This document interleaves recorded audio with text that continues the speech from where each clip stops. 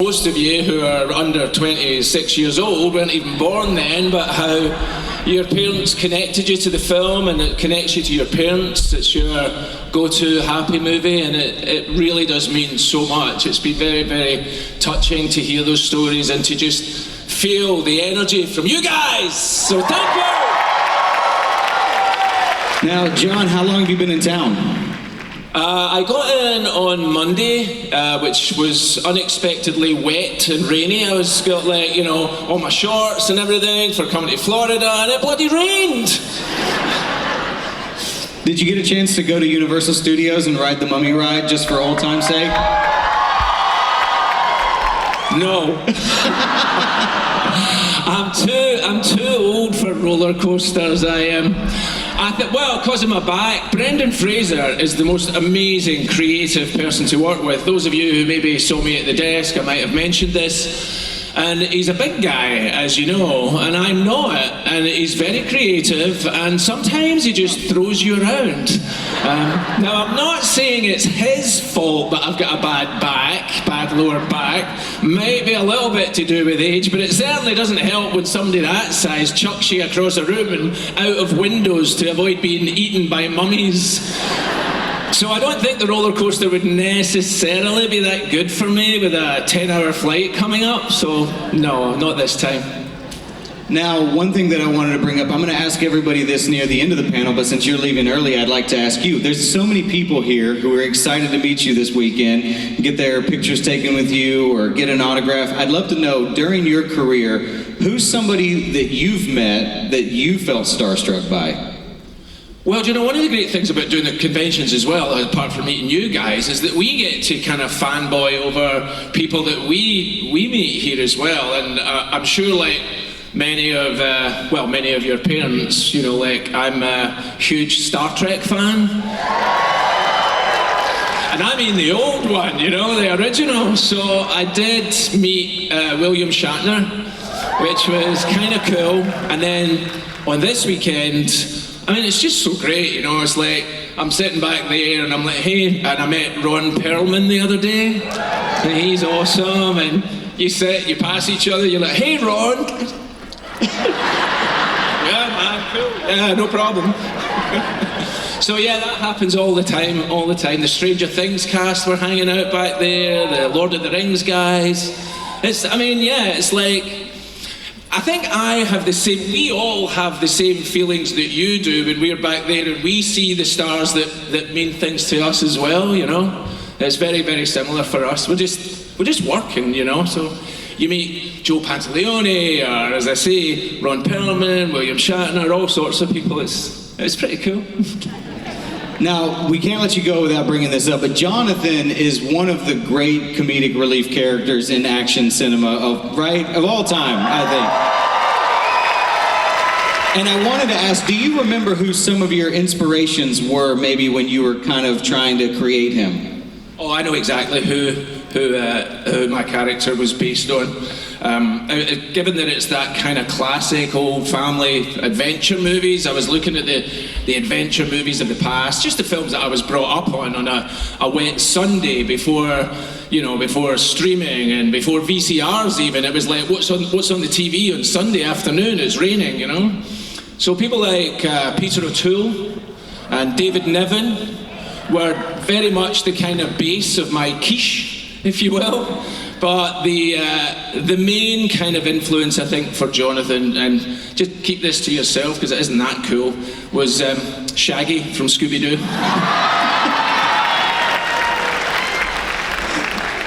Really? That's amazing. Well, one thing I want to ask before maybe we can bring up the rest of the cast. Are we ready yet? Oh, never mind. Are you guys ready to see the rest of the Mummy cast? Please welcome to the stage, Brendan Fraser, Patricia Velasquez, and Oded Fehr!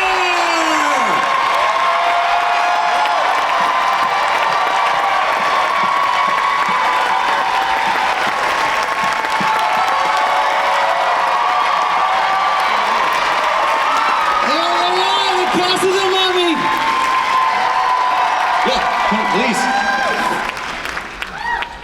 This is amazing. Velasquez, Oded Fehr, Who's that guy? Somebody. John.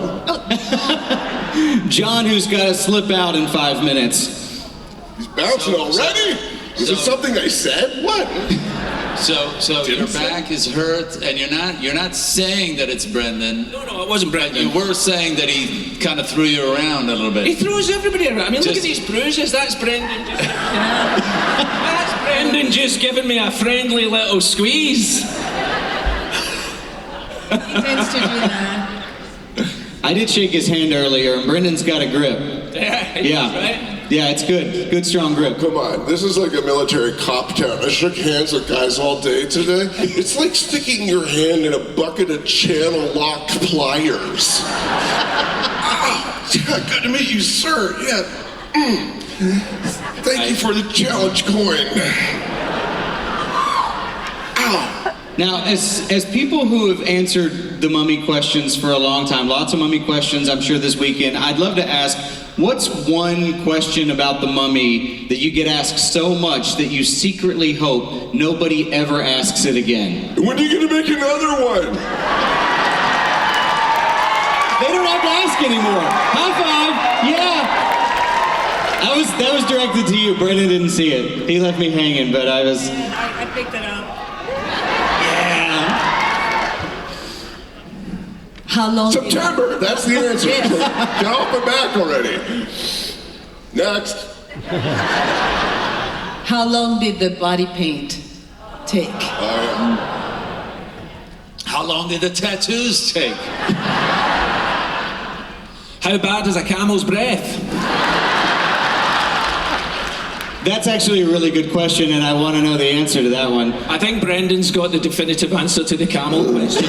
God, did you know that you can ride a camel at full throttle and that thing can turn around and look right at you while it's galloping? And then this giant, like, pink throat bag will morph over the side of its head and slime will come off it and it'll go whack at you. I can attest that camel veterinarian dentistry is not a priority in North Africa. And those are the nice ones. Now, there have been so many versions of the mummy over the years. At what point did you guys realize that your version was the one that fans were gravitating towards the most? When we made the second one.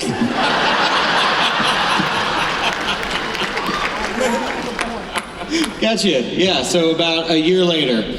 Yeah, it's kind of like next year at college. Yeah, let's all room together next semester. You know, like 18 months later, there we were. Back in the saddle with the camel and the throat bag. Now, Brendan, I wanted to know, what's a stunt that you did as Rick O'Connell in the original Mummy film that you know now, 25 plus years later, there's no chance in hell you're going to do that stunt in part I don't know if it 4? qualifies as a stunt, but there's this long staircase in the first Mummy. And Steven's like, well, look at the stunt man to double you on this. And I was like, no, I got this. He said, you sure? I'm like, yeah.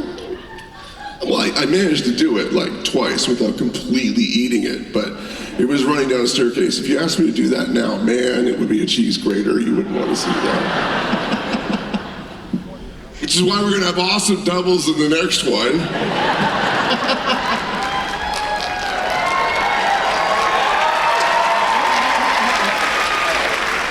So we can take credit for their amazing work.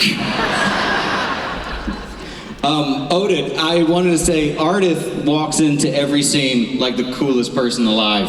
And there's this, it's true. There's this rumor, though, that he later changed his name and spent some brief time as a gigolo. Can you confirm? Sorry, he changed his name to what? Just that he changed his name. I don't even know in the rest what you're talking about. No, I don't. What? No, it's not true. By the way, coming into the room as is it just me or you guys? Am I I'm too having old? a hard time understanding, yes. Okay, I'm the way the sound is reverberating, it's driving me a little insane. But you guys hear it okay out there, right? You guys can hear us okay? Okay. Okay, good. Well, how convenient for you. The answer to the running into the room with the coolest, I just have an angry resting face, which is, most of the time I'm dying inside. So humble. You're so humble. I really love it because it takes a lot of work to be effortlessly cool like that, doesn't it? I just messed up the word effortlessly in front of like a lot of people right there. So, see? Listen, when I did do John, oh wait, I'm sorry, John's gotta go. John's gotta go catch a flight. Everybody, please, stand up. Thank John Hannah.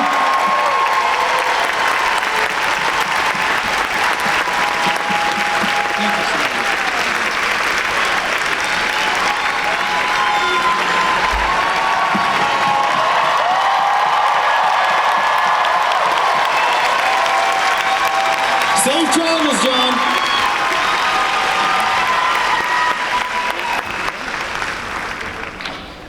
We'll miss him. I'm gonna miss that Scotsman. I know.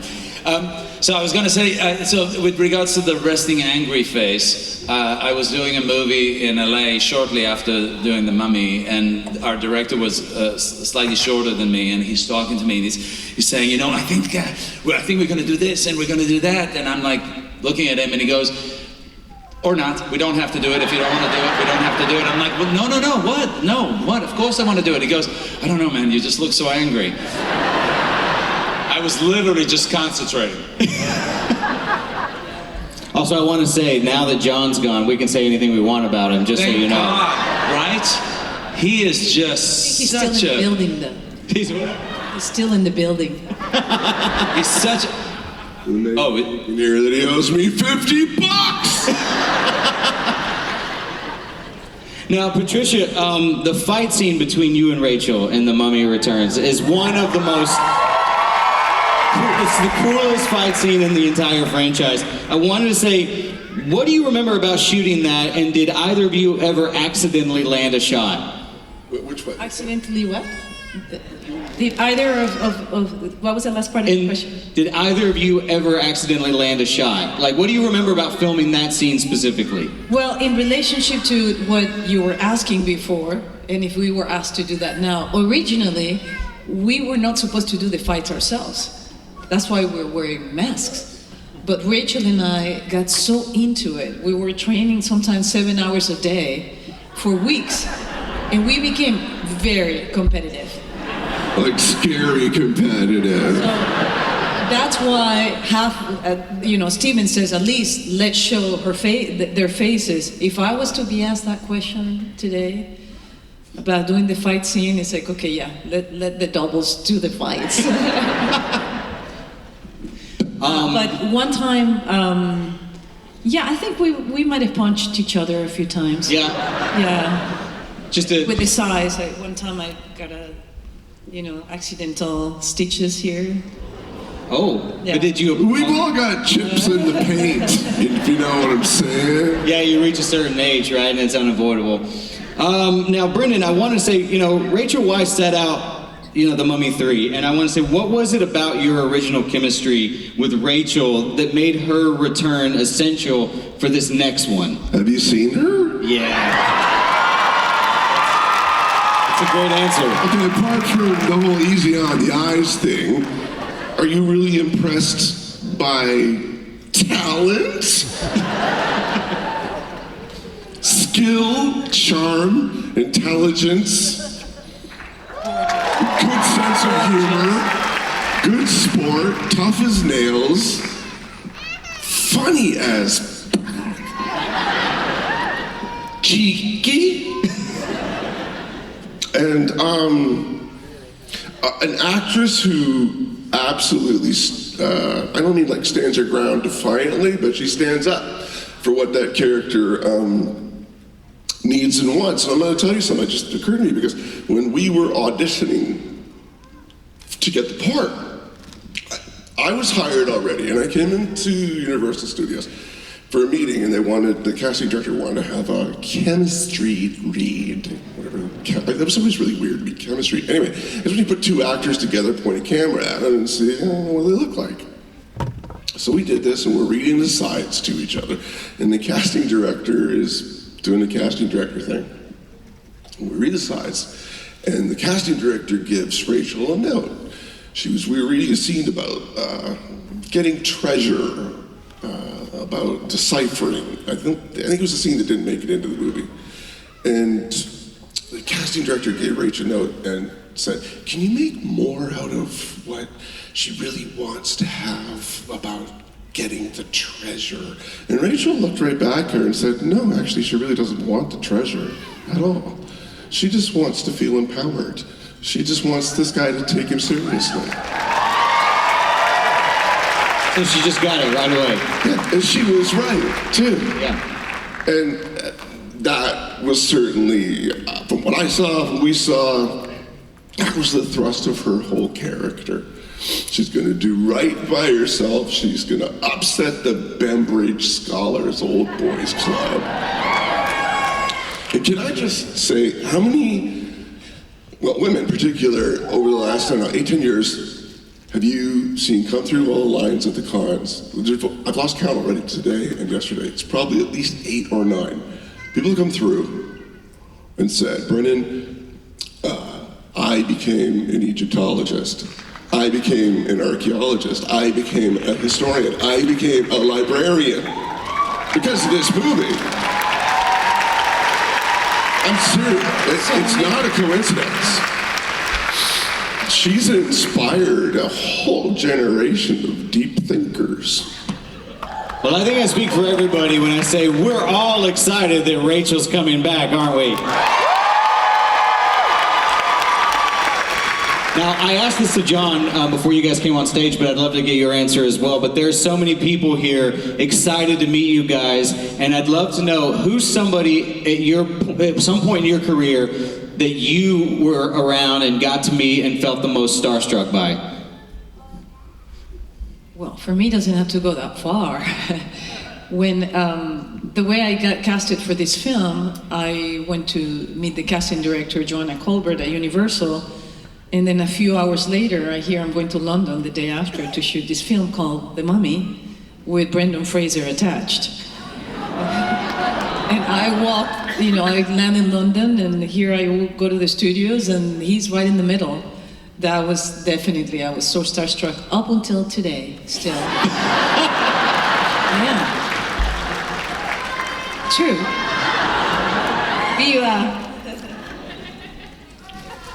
Viva Venezuela. Viva Venezuela, sí. Yeah, I think, I don't really get starstruck so much because the good thing about me is that I don't have a facial recognition. So most of the time I'm like, "Oh, hey, I know you from somewhere." And then only afterwards I realize, "Oh, I know you." Even if you are starstruck, they'll never know because of the resting angry face. Yeah, because of the resting angry face. But, the thing about it is they always tell you never meet your heroes because sometimes it's very disappointing. And I'll kiss ass a little bit here, but this guy is just such a gem. Very disappointing.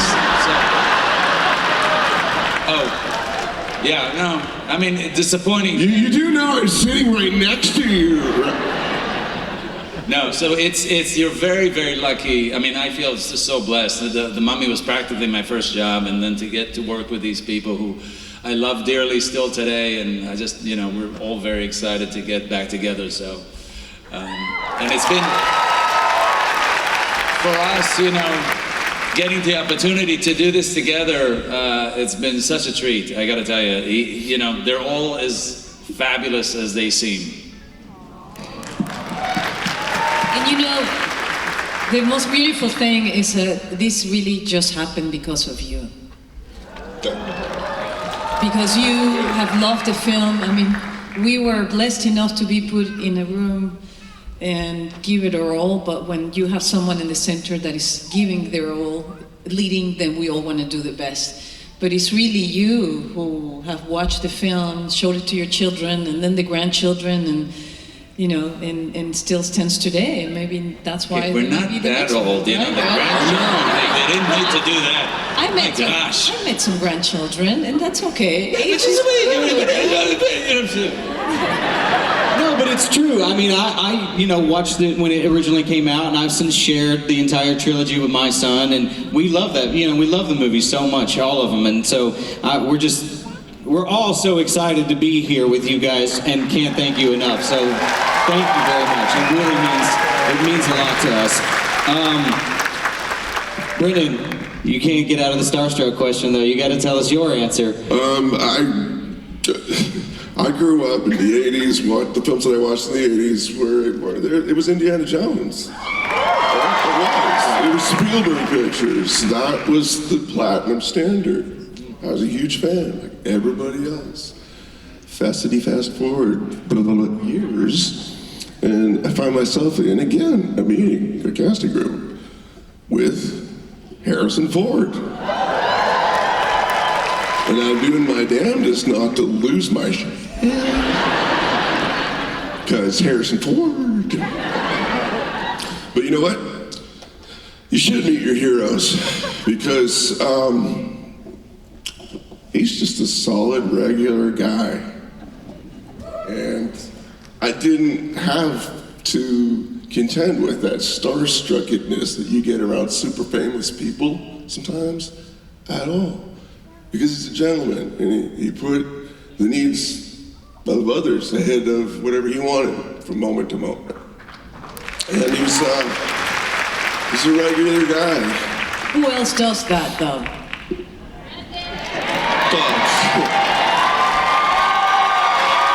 Can I tell you Harrison first thing? Yes, please. Okay, I'm gonna digress super real quick. So, anyway, oh my God, I'm gonna fanboy here. Okay. The guy who just told that whole thing about the humble thing, it's all bullshit. Listen. So I'm doing this movie, I'm in Portland, right? And Harrison Ford's in it, and I'm gonna be playing his partner.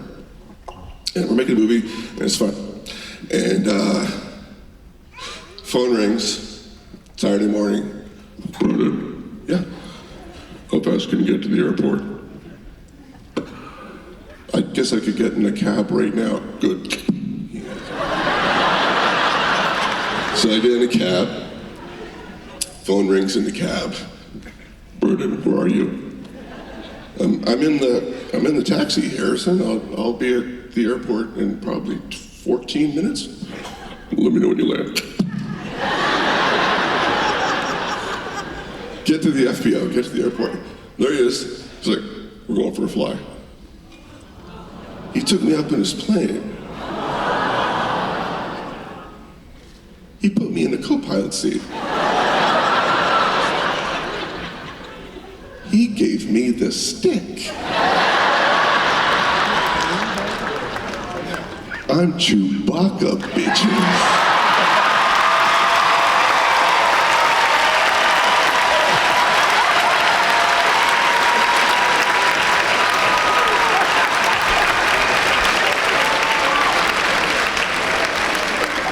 How's your day?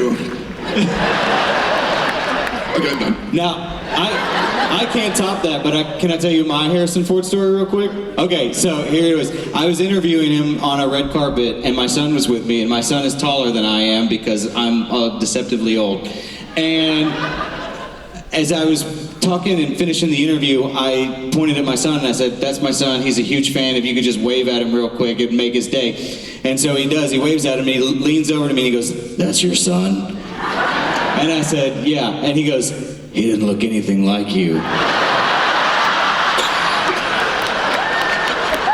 I was like, yeah, I know, I punch above my weight, thanks. And he goes, and walks away. That's the guy. He's great. He's the best. One more go. Yes. So we're shooting this scene, and it's a 50-50. It's two people sitting at a table talking to each other in a bar, and we're talking about scientific stuff. It's really important, and yeah, it's just two people talking to each other across the table. And I got handed these lines that morning that cleared legal, because I'm naming a foundation, and it turned out what was written in the script was the name of some foundation, and it really didn't pass muster with, but the name was taken, something already, so they wrote a new name of a fictitious foundation, and they gave me the name of it at the last second, and it turned out to be a really wicked tongue twister. So, I'm really bad at learning lines anyway, and every time I come to say the name of this new foundation, I'm fucking it up. I'm like, it's the Smirkin' Plurkin' Flurker. And this is going on and on. And I can see Harrison's like really fuming at me. And I'm like, I'm sweating bullets. I'm like, I'm so sorry. I can't get it. He's like, yes, you can't, fuckwit. There's money at stake. Reaches over, tears off a piece of gaffer's tape, grabs sides, gets a Sharpie, block prints the name of the foundation, takes the tape, puts it on the paper, smacks the paper on his forehead.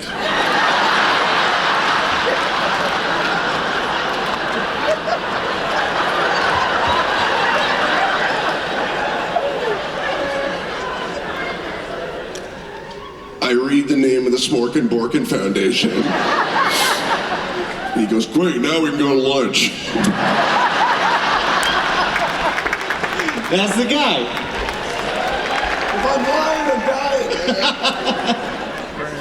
All right, well, before we get out of here, we're going to play a quick game called Mummy Superlatives. So I'm going to throw out a question about who on the cast is the most likely to do something, and you have to answer honestly, but also you can throw John under the bus since he's gone. It's all Jonathan. We can throw Jonathan under the bus because he's gone, yeah. So this first superlative, most likely to accidentally trigger a curse touching something that they shouldn't. Jonathan. Jonathan, totally. No, I didn't do it. It's for me. I'll drop it right back. Who on the cast took longest to get ready? Me. The body paint. The body paint. That was a busy set day. Very busy. Yeah, that was a lot of foot traffic.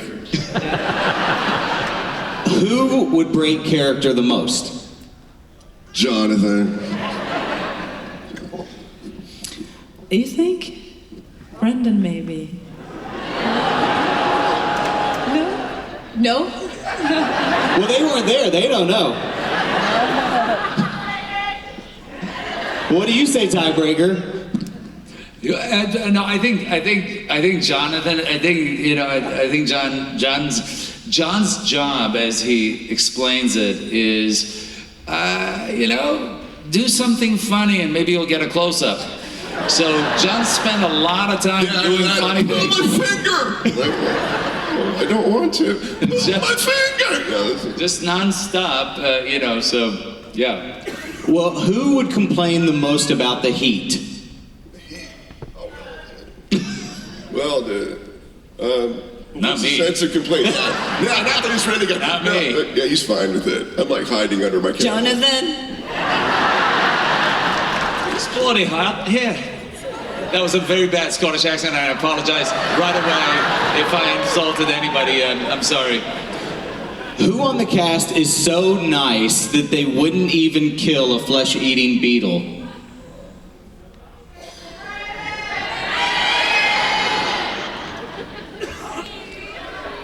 I can tell you who's the first to kill a flesh-eating beetle without any fear is Arnold. Arnold would he doesn't care. Scorpion. We had a weekend off once, and he got some firewood. We're gonna have a bonfire, and he camped out next week because he had a couple of days off, and so he bargained with the locals for a donkey cart full of firewood, built a pit, had a staff. Remember that? And he spent the better half of the following morning killing scorpions with his bare hands. So we'd be safe, when he came that night. He was really thoughtful, Mummy. And you know, when we shot, I think it was one of the first films ever shot in Erfurt, down south Morocco. So, you know, it was basically a little town that they got it ready for the mummy. There were a lot of bugs. There were a lot of bugs, and there were windows that wouldn't fit inside their frame. So when the windstorm was blowing, when the sandstorm was blowing, it was like blowing inside the room. Yeah. Yeah, it was. The No, sandstorms but Arnold, were I crazy. remember when we were in Marrakesh and we stayed in a pretty nice hotel in Marrakesh, and Arnold at some point was like, "Oh, I'm done with this sleeping up on the third floor. No, I'm sleeping by the pool. I'm done with it." Again, sorry for the South African accent. It was terrible. I apologize. Yeah, he took his very seriously. Yeah. Yeah. All right, we got two more. Who would be the worst person to ride a camel with? Benny.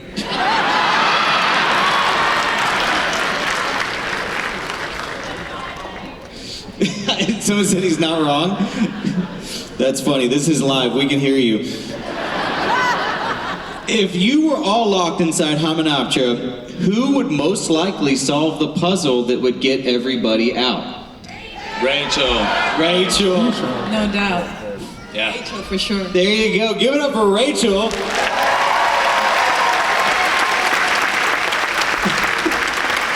This is awesome. I'm having a time of my life up here. Sorry, I'm geeking out right now. I'm having a moment. We do have a couple of fan questions to get to that have been sent in, so we'll go ahead and get started on some of that. We have one from Emily. She wants to know which desert or tomb set tested your teamwork the most. Well, there's some very early mornings to catch beauty shots, you know, when the sun's coming up. There was a couple of days in these, they called them the salt flats, when we were on horses, camels, and donkeys and stuff. That was, that was hard work. It was hard work just getting to work, if I remember it, in the mornings, you know. If I remember correctly, the mummy face coming out of the sand, I remember when you shot that was specifically a hard one for you, running around. I wasn't expecting that. Because they had some kind of device under the sand to whoosh, and they showed me the special effects guys had buried a contraption under the sand, some kind of hydraulic thing, you know, and they'd flip a switch and whoosh, it would push the sand up, and I'd jump out of the way. But what you see in the movie is like the very first take, because whatever the contraption was under the sand went like right next to my boot, like right, kind of clip my boot so you can actually see the sand go smack and like take my legs out from underneath me. Yeah, that was awkward, but you know, you only gotta get it right once, so yeah, that's tricky. Is that the thing that you're least looking forward to in the new one, is how much sand you're gonna have to clean out? Man, that got everywhere. I had a Pelican case of cameras that I dragged there and back, and for years later I was like still dusting off all the lenses. There's still the sands of the mummy in Erfurt in all my gear. Sometimes we used to sit on our trailers for hours because of the sandstorms. And we'd just be sitting there, waiting. Yeah, and then come back and see, did anything fall down? Oh, not that much. There was a helicopter in case things got really bad. Do you remember that? Our producer, Jim Jacks, late great Jim Jacks, this guy could talk for Team America, seriously. Like, you could put the phone down, go polish your car, come back, you'd still be, you know, part of the brain trust, really, like almanacs knowledge of cinema. We were at dinner one night, and he said, "Oh yeah, and we got life insurance policies on all of you." We're like, "What?" Yeah, we got $1 million life insurance policies on all of you. We're like, "You were going to tell us this?" Kevin J. O'Connor goes, "I just want to ask, how much did you get on me?" Like 50 grand. Do you remember the time we got evacuated with the helicopters, with the Moroccan army helicopters or whatever that was? That was. They're like, there's a storm coming and the set might be flooded. We need to evacuate you guys, and we got this helicopter here. And you're like, oh, helicopter, yes, I've flown helicopters. But that, it looked like something from the 1950s. It rattled. You were like, I hope we're gonna make I think they wound up evacuating a stunt guy that did his leg up really good, and somehow I think that's what they wound up using it for. But it still looked cool. We felt like we were being dangerous. Yeah, nothing like a rattling helicopter to make you feel dangerous. Yeah, try to get it in the helicopter now. See if you get in. Well, one question I've got from Liam here is, what prop from the films did you keep, and is there a prop that you wish you had kept? Jonathan has them all in his garden. For real. If anything's missing, it's in John Hanna's garden. I took a lot of pictures. That's the only thing I kept. What about you, Oded? I was very lucky. I got to keep my sword. I use it. It's amazing for making s'mores. It's perfect length, and I love that. Yeah. Yeah, you see, if I would have kept my size, I would be using it for the same. Yeah. I wish I would have kept them. Yeah. See, I wish I had kept the butterfly knife, Rick's butterfly knife from the first one. Don't be too sad. Because the happy ending is when I got the script for the second one, Steven included a butterfly knife. I took it as a vote of confidence. Noah wants to know, what's a scene that was a lot tougher than it looks on screen to film? It's always the easy ones that turn out to be hard, right? Yeah. Like when I got light morning, I'm just gonna walk here and go over here. Like, oh no, anything that can go wrong normally does on those kinds of days.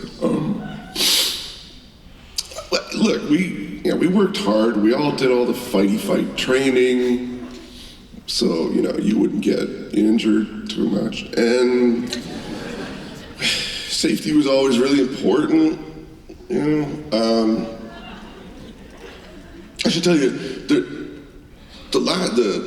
homage to Ray Harryhausen at the end of the Sinbad in the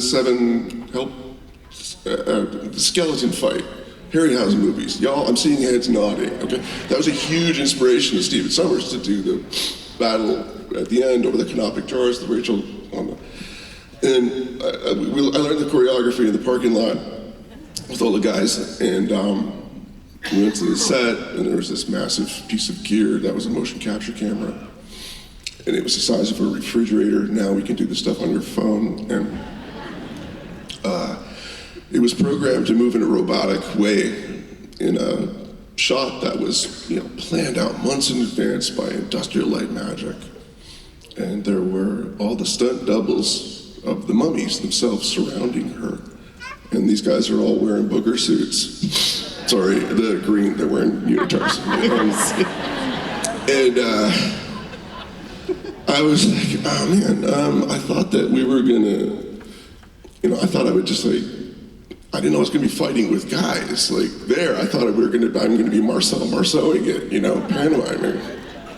That's what I anticipated. They're like, no, you're gonna fight with the guys. I'm like, but I don't need them. Because you can't swing the blade through a real actor in a booger suit, because it ruins their day and stuff. So they had him go out and step out, and I'm proud to say that was really hard work. But I learned the choreography, and there was no one in the room, so I was fighting invisible mummies, and then they were put in later, and I was very proud of myself for that. Yeah. Because that exact kind of behavior that used to get me sent to the principal's office was the one that was paying my bills, Sister Shirley.